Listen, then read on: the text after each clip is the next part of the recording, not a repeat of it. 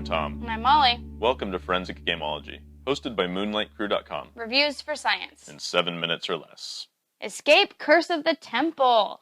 It is a cooperative game involving die rolling. We had this conversation. Die rolling. Dice rolling. And so you roll dice and you're trying to move, you're trying to explore. You have to roll 2 men to explore. I explore here, bring this out. And then I have to get rid of these gems. So we're in a temple. And the point is to get to the exit tile, which is here. It's going to be mixed in the bottom 4.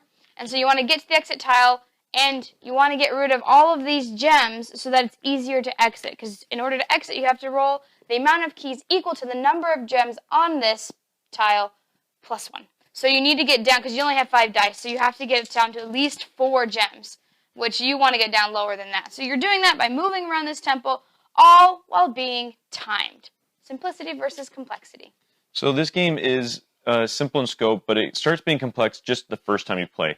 Once you've played, I feel like it's super easy, but like that first time, people do not know what to do. I've given them a very clear rules. I'm like, listen, to move here, you have to roll an explorer and a key.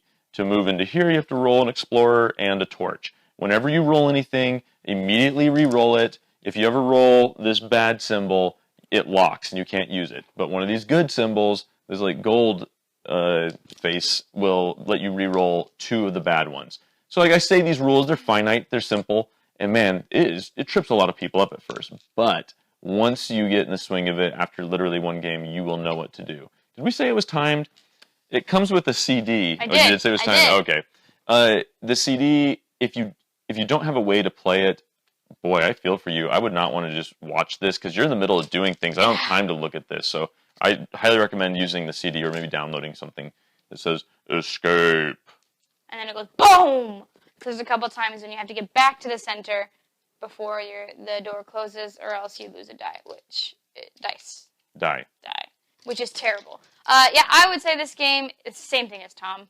They just don't get in the beginning, and then they do after they play once. So it's pretty simple. You're just walking around trying to get rid of these gems. And so how to use the dice is the most complicated thing of the game. So luck versus strategy. This game's actually pretty lucky as to when these particular tiles come out. As you're exploring, I think there's 4 of these, and there are a greater number of gems that you can put out here versus, say, this one. This one only lets you put out 1 gem. This you can put out up to 3, and so you can just sit there and everyone roll together and be able to put out a lot of gems and then keep moving.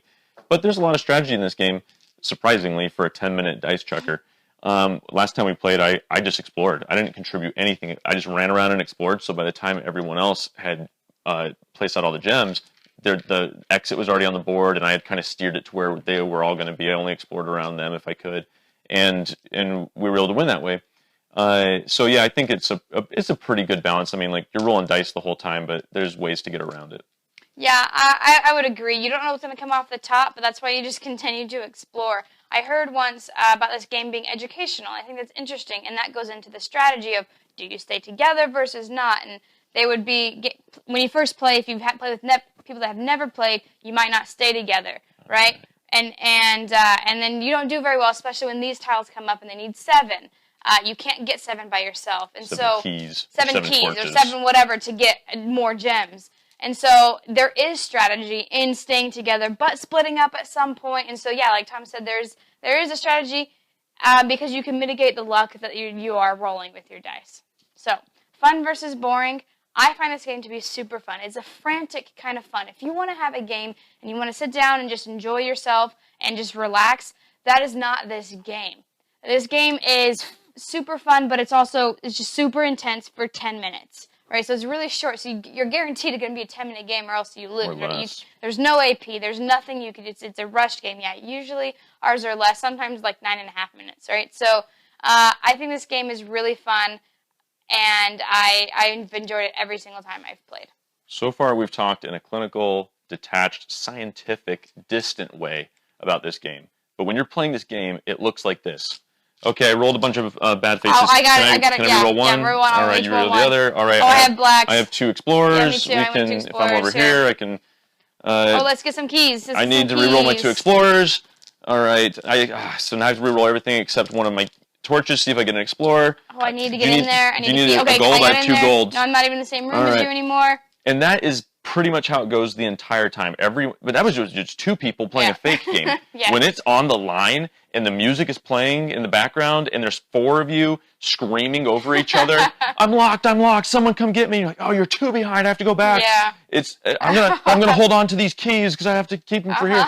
Like, it's not as clinical and detached as this stone face is saying. It's very lucky, it has a lot of strategy. No, this game is frantic, it is crazy, and it is out of control. But I like it. It's fun, and I would definitely say this is way more fun than it is boring. It's not boring at all. No.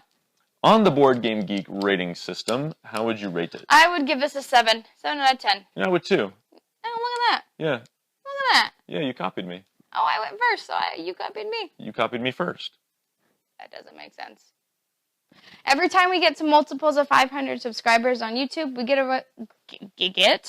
away a free glitter painting of your favorite geeky thing. So make sure to subscribe now. It could be you that wins. Escape. Curse of the Temple. We've presented the evidence. You be the judge.